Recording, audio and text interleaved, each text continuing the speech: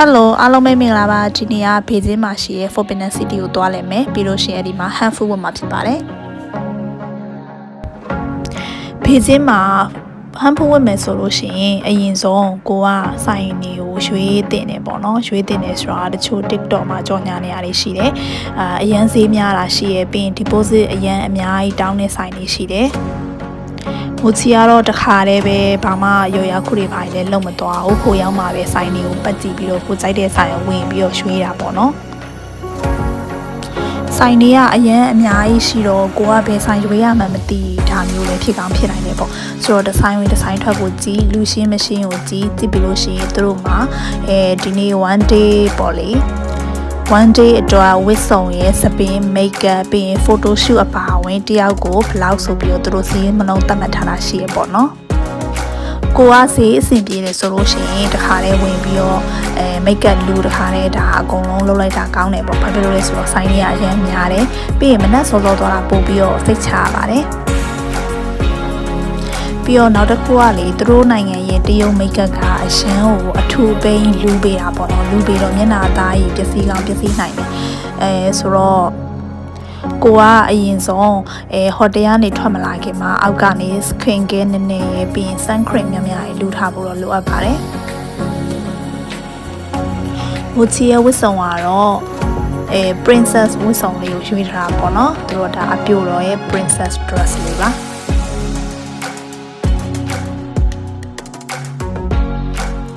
မိုချီကိုလူပေးတဲ့တရုံမှာကျတော့တော်တော်လေးစိတ်ရှိတယ်တော်တော်လေးကိုအသေးစိတ်ထိတေးတာစာသူတေချာလူပေးတယ်ပေါ့နော်သူလူနေတဲ့ပုံစံနဲ့တကယ် professional ကြားတယ်ဟိုမျက်လုံးကိုဆွဲတဲ့ဆွဲချက်တွေအားစားလို့မျက်ခုံးမွေးဖာညာဆိုလဲသူတေးတေးတက်နဲ့ဆွဲပေးနိုင်တယ်ပေါ့နော်သူလူပေးတာကအရင်ထူပိန်းနေတဲ့ makeup look ဖြစ်တယ်ဆိုပေမဲ့သူလူပေးတဲ့ makeup ကိုအရင်စိတ်တိုင်းချခဲ့ပါတယ်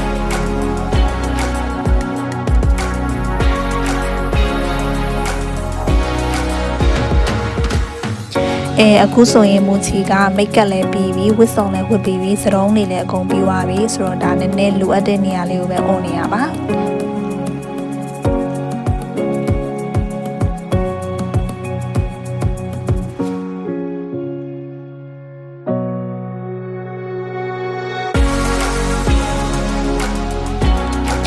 အိမ်မှာကွာသူတို့ရဲ့ makeup look ကိုလူတော့သူတို့ကမျက်ခုံးမွေးဆွဲတာကျတော့ဒီသူတို့ China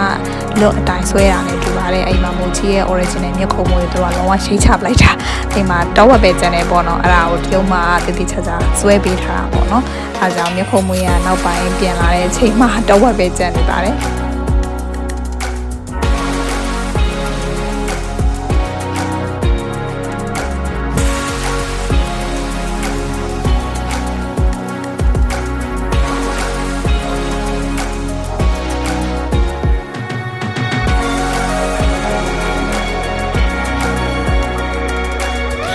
ဒါအနောက်မှာမိုချီရဲ့အမားနဲ့ခဲကိုပေါ့နော်သူတို့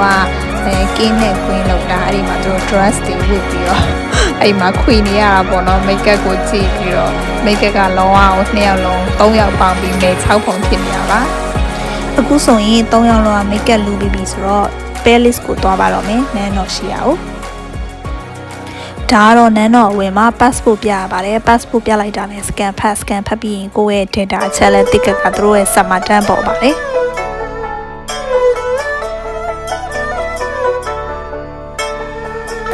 ဒါကတော့နန်းတော်ရဲ့အဝင်ဝပါအဝင်ဝမှာနေလူတွေအရှမ်းများပါတယ်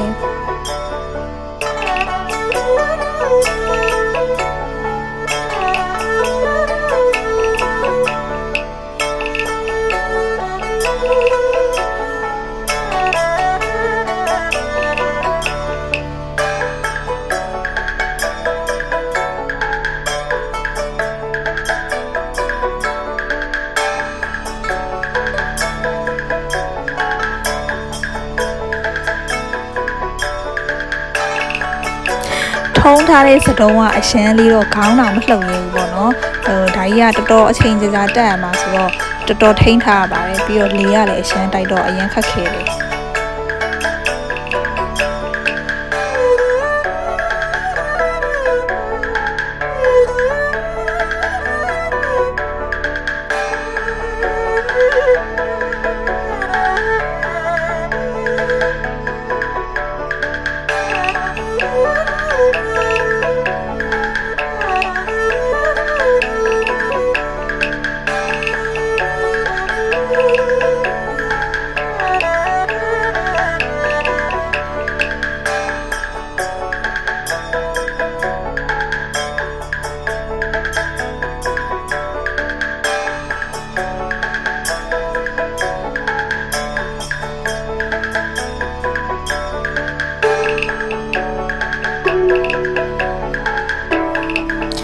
ဒါကဘရင်နေဘရင်မတွေနေတဲ့နေရာကိုမရောက်သေးဘူးဒါကမူးမတ်တို့အလိုနန်းတွင်းသူတို့နန်းတွင်းသားတွေအဲ့လိုမျိုးနေတဲ့နေရာပဲရှိသေးတယ်ပေါ့နော်ဘရင်နဲ့ဘရင်မနေတဲ့နေရာကဟိုးနောက်ဆုံးအဆောင်တော်ကြီးပေါ့နော်တော်တော်ကြီးကိုဝေးတယ်အရင်လဲကျဲဆိုတော့အဲ့ဒီထီတော့မို့ချီလို့ဆက်လျှောက်မလားဆိုတာတော့ဆက်ကြည့်ပေးပါဦးနော်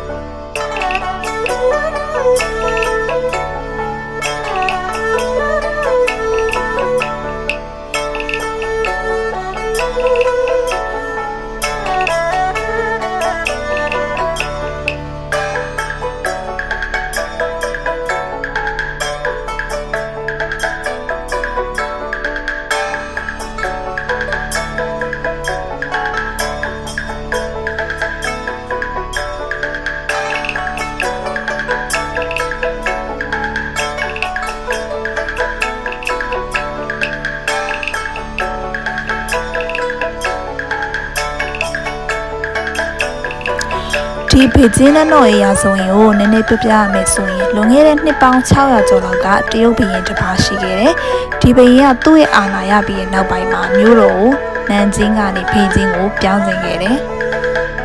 အဲ့နောက်ပိုင်းမှာ1406ခုနှစ်ကနေစပြီးတော့ကြီးမားတဲ့နန်းတော်တစ်ခုဆောက်ဖို့သူကအမိန့်ပေးခဲ့တယ်။ဒီအမိန့်ပေးပြီးတဲ့နောက်ပိုင်းနှစ်ပေါင်း14နှစ်နောက်ကြာပြီးတဲ့အခါမှာ1420မှာဒီနန်းတော်ရာပြီးသွားတယ်။အဲ့ဒီကနေစပြီးတော့ဒီနေ့ဒီလူတွေတည်တဲ့ Forbidden City ဆိုပြီးတော့ဖြစ်လာတာပါ။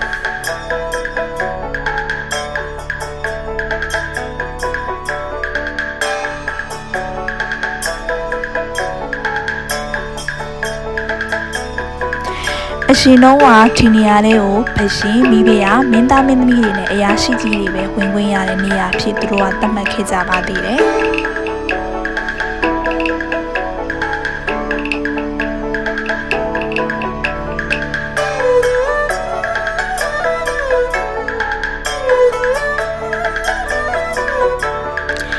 ဒီနန်းတော်ထဲမှာဆိုလို့ရှိရင်ဘုရင်နန်းတက်ပွဲမင်္ဂလာဆောင်ပွဲတွေနိုင်ငံရေးအမိန့်တွေအာဏာပြိုင်ပွဲတွေအများကြီးဖြစ်ခဲ့တဲ့နေရာတစ်ခုပါ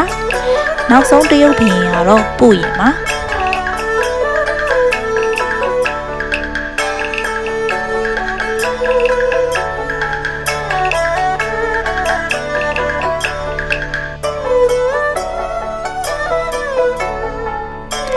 ဒီနန်းတော်ထဲမှာဆိုလို့ရှိရင်ဘုရင်နေမိဖုရားနေညနေခင်းလမ်းလျှောက်ထွက်လို့ရတဲ့ဥယျာဉ်ပန်းခြံတွေလည်းအများကြီးပါဝင်နေပါတယ်